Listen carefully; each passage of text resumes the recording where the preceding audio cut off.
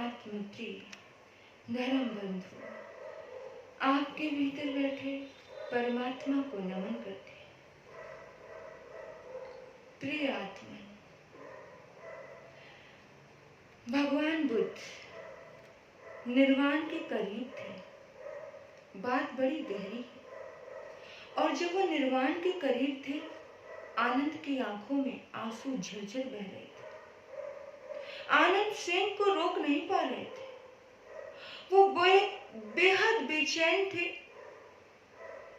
इतना बेचैन कि उन्हें कुछ भी समझ नहीं आ रहा था। उन्हें लग रहा था कि बस कुछ दूरी पर अंधकार ही अंधकार है। आनंद ने अरहत की रोशनी में ही अभी तक अपना जीवन बिताया था। सुबह से शाम तक हर पल हर क्षण वो महात्मा बुद्ध के साथ जी रहे थे। वो बुद्ध से एक पल के लिए भी जुदा न हुए थे। 30 वर्ष ऐसे साथ रहे जैसे उनकी छाया। इतनी गहराई से आनंद ने बुद्ध को जिया। इतनी भीतर में डूब करके आनंद ने बुद्ध को जिया। निर्वाण की घड़ी करीब है। बुद्ध ने सभी भिक्षुओं को एकत्र होने के लिए कहा और सभी भिक्षु जेतवन में इकट्ठे हो गए। सांझ ढलने को थी। सभी भिक्षु आ चुके हैं। अरहत ने धीमी सी आवाज में कहा, भिक्षु, आज की रात है मेरे पास। ये रात अंतिम रात है।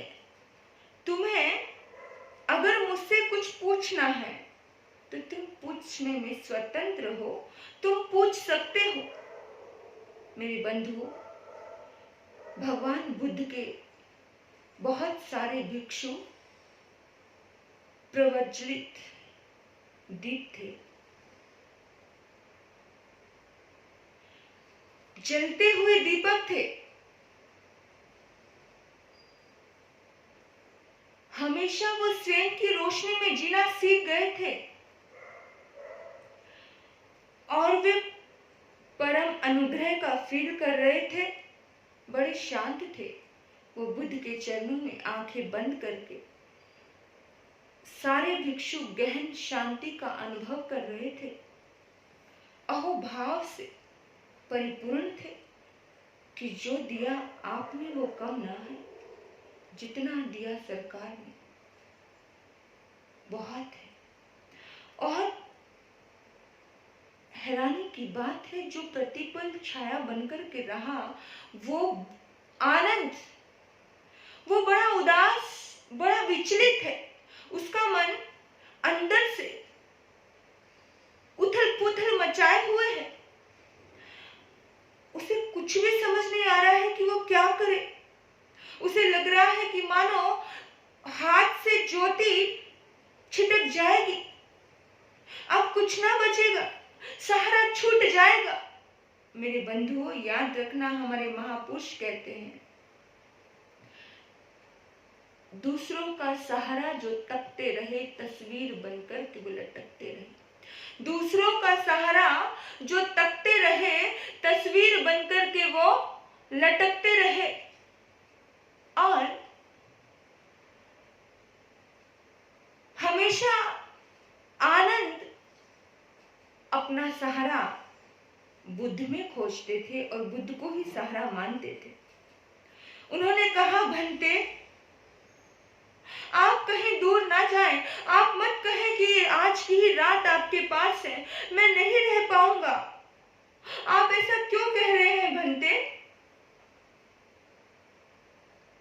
बुद्ध ने कहा, आनंद, एक ना एक दिन विदाई का क्षण तो आता ही। तय होने के लिए ही बनी है जगत में सब दूरियां।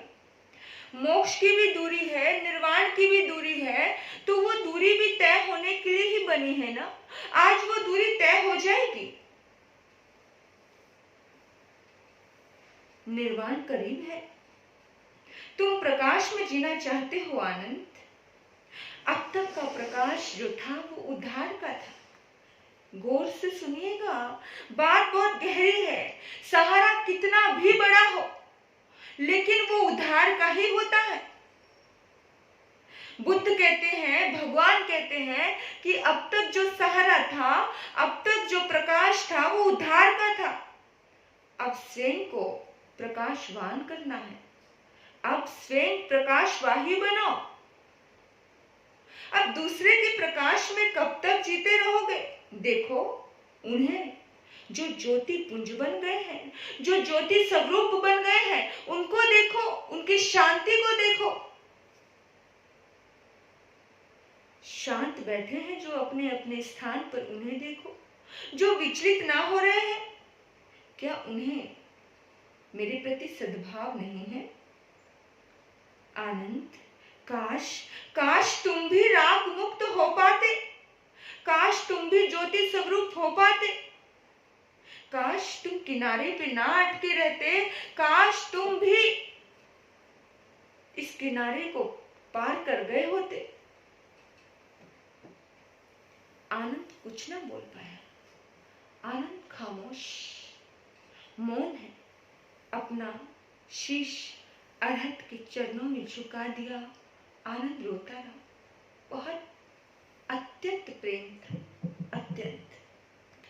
अपने आप को उन्होंने पूरा समर्पित किया था।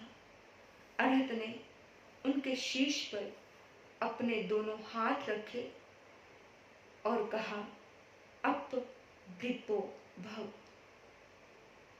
ये बात भगवान बुद्ध ने केवल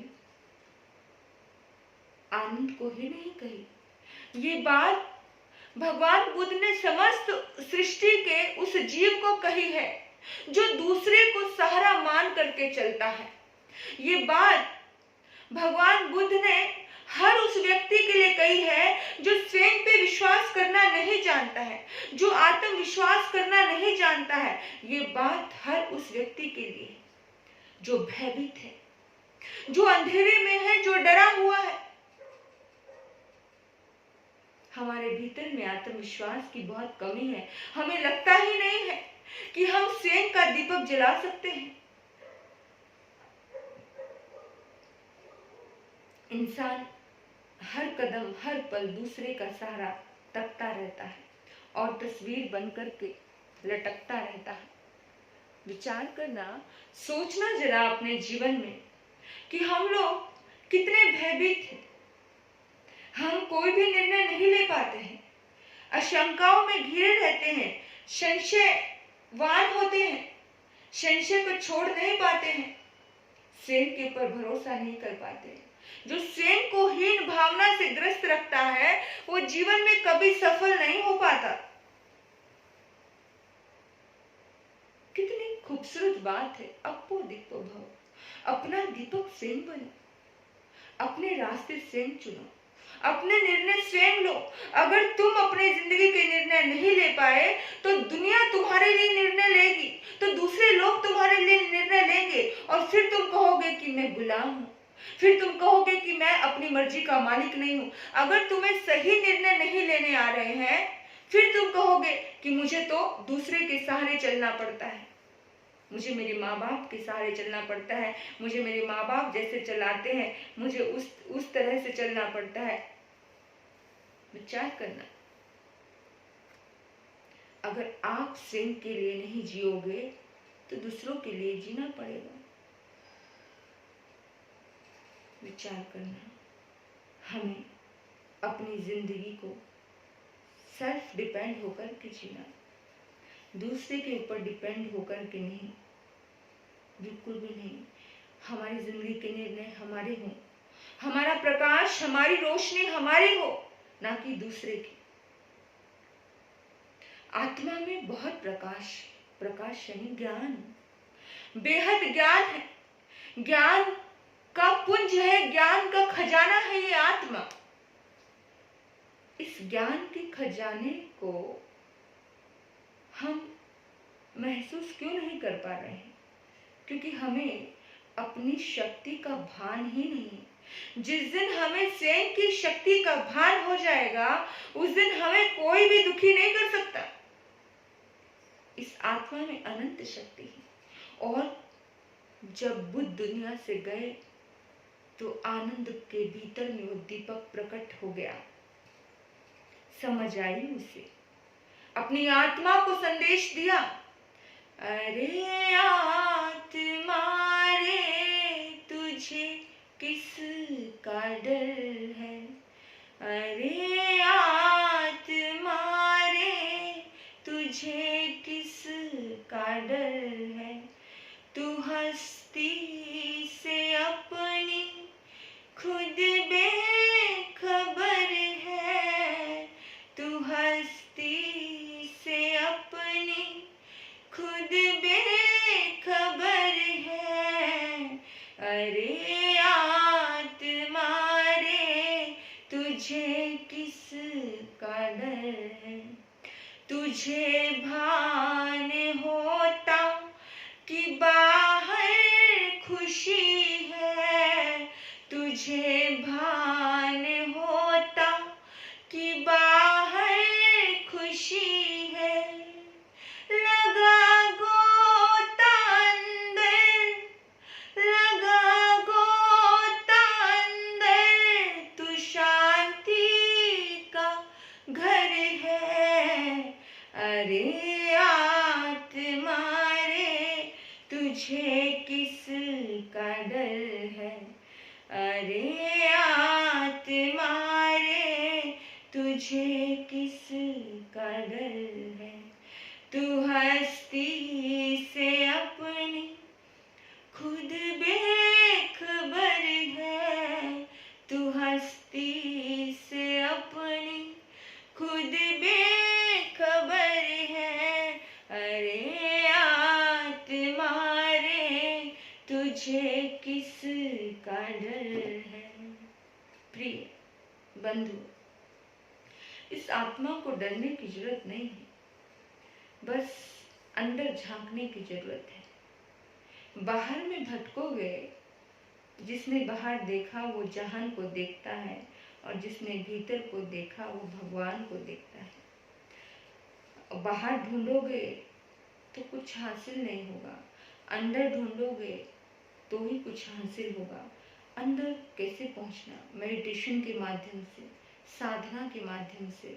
जब हम अंदर में उतरते हैं ना, जब हम मेडिटेशन करते हैं, जब हम साक्षी भाव में जीते हैं, धीरे धीरे हमें अपने शक्ति का भान होने लग जाता है। वो भान कब होगा? हमें स्वयं का भान नहीं है, जिसे अपना भान है वही महान है। और जिस दिन हमें स्वयं का भान होगा, उसी दिन हमें भीतर में समझ आएगा कि हमें तो किसी की भी जरूरत नहीं है, किसी सहारे की जरूरत नहीं है। हम जब तक अज्ञान अवस्था में हैं तभी तक हम डरते हैं, बाकी हमें डरने की भी जरूरत नहीं है। तो अपनी आत्मा के साथ एकाकार होकर के मेडिटेशन करें, साधना करें, अपने आप को देखें, अपने आप को निहारें।